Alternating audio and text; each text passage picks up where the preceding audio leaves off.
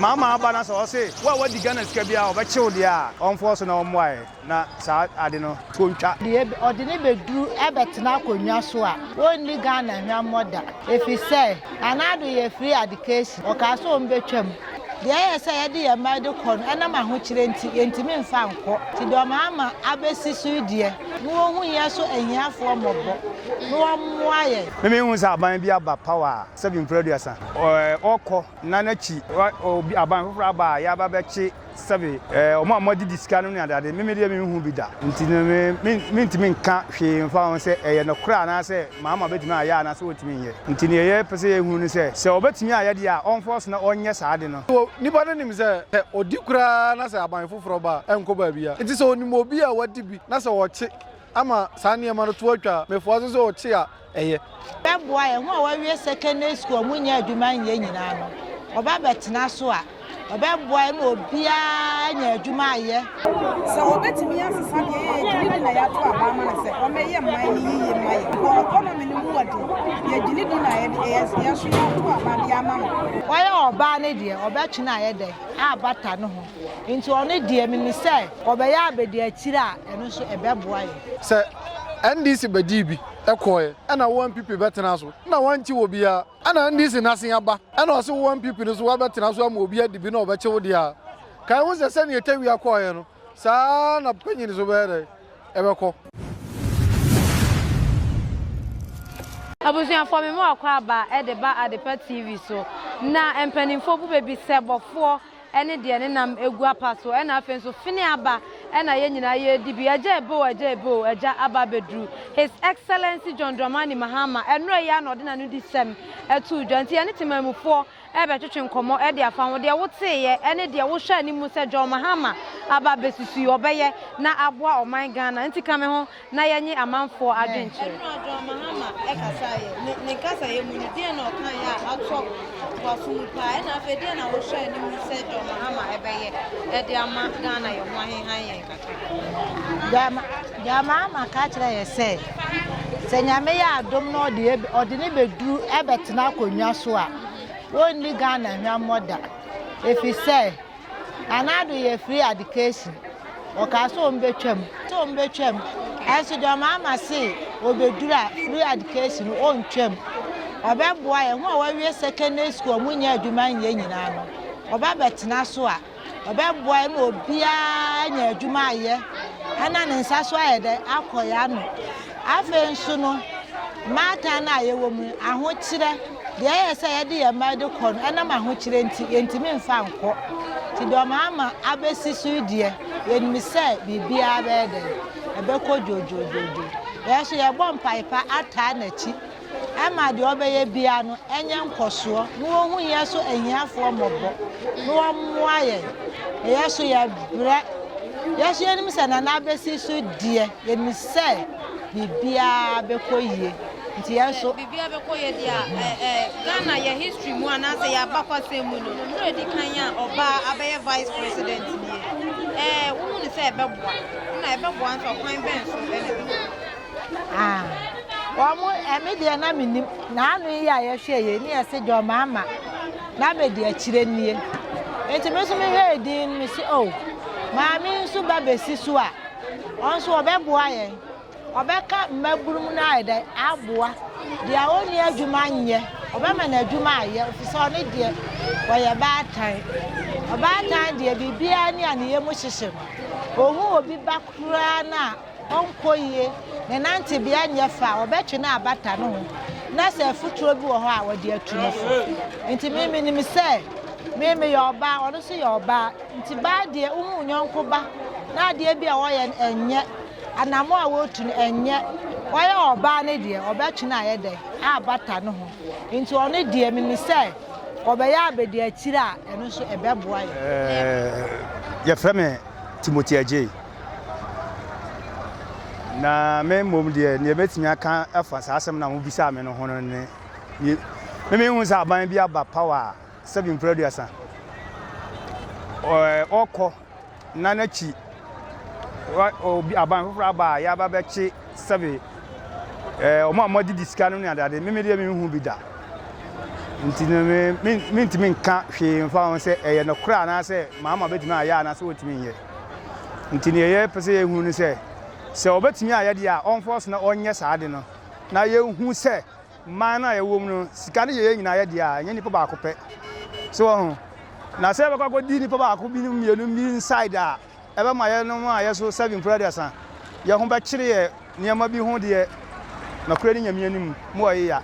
nti se Nana Mahama aba na so say wa di Ghana sika bia obechew de a on force na omwae na sa ade no tontwa e wo Ghana ha nti efiri sa ade a enam sa nti no se aban bi so aba na so obekọ a sa ade no obehwe na waye den wasi ni nyina no kwan nti so aba na so be sa ade nja so efo aso se onye ya da se emre di kan ya oba be ye mpania be di achi o sha ebe bo Ghana na Ghana be kose oh oba se nyame abode nyina ba so ka ho bi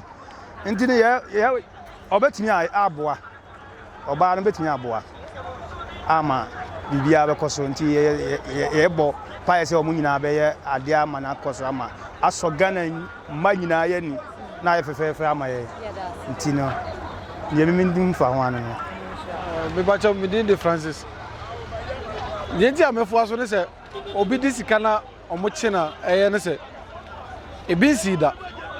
embogwa no aban bebre ba na yete committee we na yete task force we so omo hwehwe nsemu omo hwehwe mo ne special prosecutor enko ba bia enti wo nipa ne nim se odi kura na se aban foforo ba enko ba bia enti so onimo obi a wadi bi na se wo che ama sani amano to atwa mefo so che a eye enkofo bi no mo nso ka se anya hwe ndc nso bebu man no enti ebia na nkofo bi mo nso na mo party no mo didi sika nti sa ne sen no question yeah question answer ni na ne se ndc bedi bi ekoye ana one people betena so na wanti wo bia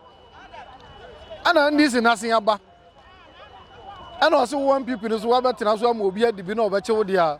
kai wo se ne yetewi akoye no sa na panyin so bere ebeko aha nti se we ko na se we ba se wo bebo kwan ato se me di na se ye ba na se we chide a wo so de na hedin a wo nka so wo so beko ebe ma wo no so abe point ba point wo so mo nya adwuma no be hu se we adi bi ni ya che ne de a me so ya point me se me nya adwuma eni kwan se me di because hedin a me free so am obi so aba nipa no so ba no so enja me ma me fa me hu ni totroto nti so no dey start de a on fan start na en mo kwan to wo mo obi hu se amamu na obuni ya mamu papa yes ochi a ebeboa emre di kan ya oba beye omompania be di achi o sha sen ne beko oba beye omompania be di achi ne eye because nyememi hu ni se ema no na Ghana ma na amaba no ebi mu bebre wo ho a omo wo anisuade hunu kese but enam se ema na nuru abamu kese nti no ka omonie ma hye nti se ebenam sa opportunity we so ama omoni so ade hunu na yeden apeja before bebre hu ne se oni oba wo fie kura na se bisika kakra ba ne nsema na se suban asesa hu ne se no so ewo ho ana ewo ho mom but enye emani nyina na tisa so far as so hye be ma na se oni be ma na ye adwuma nti oni hu kwan kese so betima so regina me ma no so kese sa ya da se ubo di na me pacha no ubo ne se me pacha me din Francis ya uba station ya din a do be hu ya na majesty okay majesty pacha yankopon share so on share so oni ye echiche ne so me da was na me nsheshe mo ma hu ni se eni kwan se mo ma se oba obechi wo mo a wadi o mine sikabi oya sa wa anya empeniye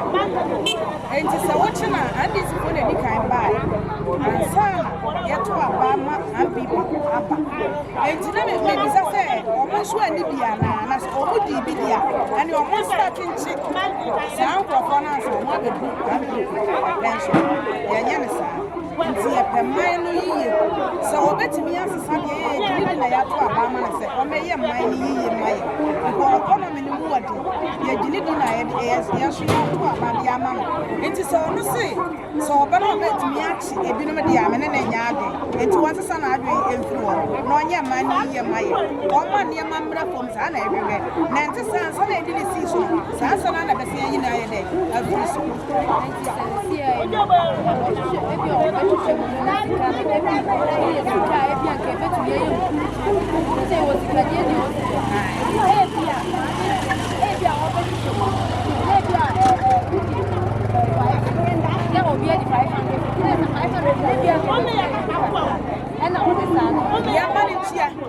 Yamani bakonu chia sikanu amomani desi obetimi dia chia sikanu na entse ochini bakotu obesi de ya adwa ochini tuma wa kansa wona obesi ya hwe no emra woda prison go prison for dia adwa so mo ye de edidi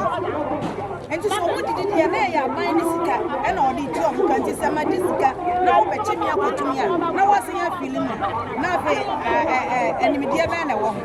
mfa so obi anya de eni so enti enu kan sa ochi na mo ma ni pakoro ye de enti sika simply ebe my bre especially don forma my bre pa wo ye kunuma ni my bre wo me ma ni my bre kasa enti bana kosa yi ni bi wo be iya ehia se ma so ye ti kasa na duru ba bi a o kasa ye mo se ye ma enti no wo kira wa de kra obi anya den emfa enti ebe hia ma ye se ye nso ye ti ya ko du pempen so ye be ti ya wura ba bi so ama na abo aye wo ga ko me zo enti enra company e na no se mu na se ku be bi na na ko ye ko ma ko so e ma ne ye me den se si ko ba be ya kasa ye pem wada because man mu ye enti ye de media me se o ka ne ye me den se o wa ye Ghana for ya na mo enti so o se mu wanti na o ba ye o ma na o mebwa o ma ye man ni ye o ye penka mo ye mpe watu ye mpe watu aka me bia enti se ye de napa so o metina so na o mo ye bia e no na ye Ghana for ye shisha vida wa kuna so o share ni mo ni ya so na so ni na ye ka ni da ya kuma so ni e ka ho enso no on tete ni ma so o mam ni ma mra fam ze ye ba dwoma obi to wa bia pa so usika uso di be ba dwoma won kono udi agura be bo se udi agura wo be so ze ye ntimi to cement eni ma ni nyina kwashoro enti bra wa betina so wan ha se no ma ni ma na mra fam kakra e ma ye se be ya ye ho be yin na fifre ti ye pa